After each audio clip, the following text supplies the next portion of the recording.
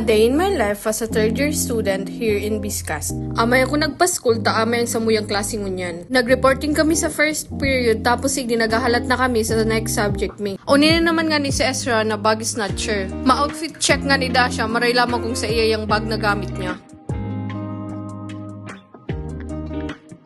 Fast forward, next subject mi na. Sabi ko nga ni Ezra, di magpararibok na nag-aaral ako ng mabuti. After nga ni kang last subject mining aga, nagbakal na kami sa kantin. Si Ezra nasa likod ko lang, tapos biglang uto na agad kitim. Legit talaga na grabe ang energy ni Ezra. Di na siya makuha kang camera ID, kaya nagsasabi siya, ning halat, di ako makita. Tapos si Bea nang rarapas pa, tali mga edad siya nakita. Pandak moments. Nakabakal na nga ni kami, pero si Ezra saka si Josie, day pa. Ay ako pang pala, nagpabakal ako kay Ezra, katamad na magpila. Pero ako naman nagdara kang sa iyang pitaka, tapos ako naman nagdara ka tong binakal niya. After may mag-lunch, nagduman na kami sa first period may.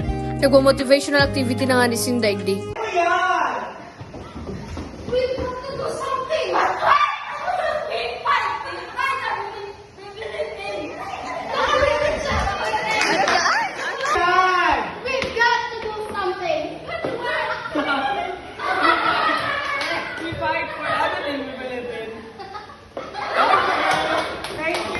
Bali to motivational activity, mabunot mo na sinda kung anong emotion ang gagamitin ninda once na binasa or tinaram na ninda ang mga famous line kang mga movie. Tapos sabi nga ni Mex, butterfly da ang ganot ni Madam sa likod. Nagduman din kami ni Mecca sa registrar, tapos sa accounting. Termi nga ni magduman, nagbalik man lang kami sa classroom, tamay next subject pa kami.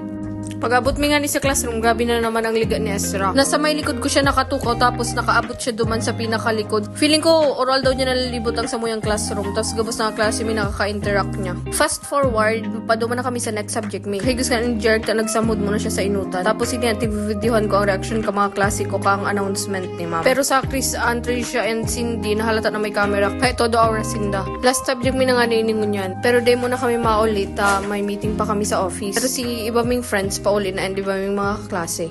Iribahan kami ninda Josie and Chris Ann, paduman sa office. And di yung malang ito, thank you!